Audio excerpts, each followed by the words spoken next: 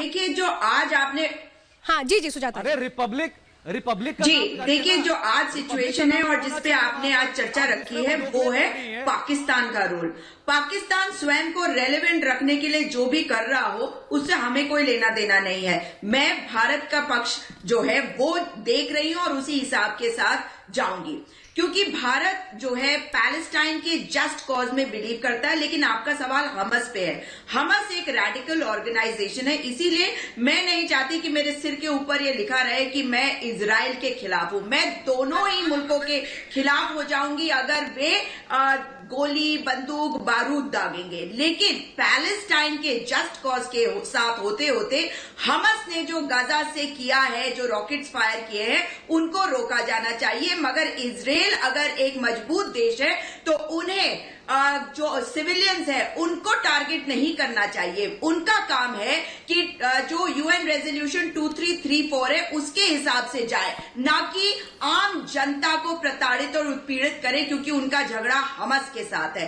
हमस ने democratic process में participate करके चुनाव लड़ा था और उस चीज को देखने के लिए उनके देश में हमें मजबूती देने की जरूरत है। लेकिन हमें नॉन अलाइन रहना होगा, हमें विश्व युद्ध नहीं चाहिए। इसलिए हम चाहते हैं कि दोनों तरफ से संयम बरता जाए और यथास्थिति बनाए रखी जाए। जिस प्रकार से लोगों को निकाला जा रहा है, लोगों के घरों में घुसकर पैलेस्टाइन में, वो नहीं होना चाहिए। इजराइल के जो नागरिक है वो वहां के लोगों के घरों पर कब्जा मतलब सुजाता मैं इंसान से बहुत बात नहीं कर सकती। सुजाता यही बात मैं कह रही हूं कि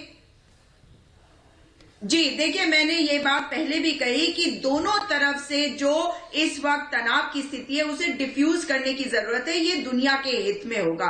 और अभी जो इजराइल से हमारे भाई साहब जुड़े हुए हैं, शायद इन्हें मेरी बात समझ में नहीं आई।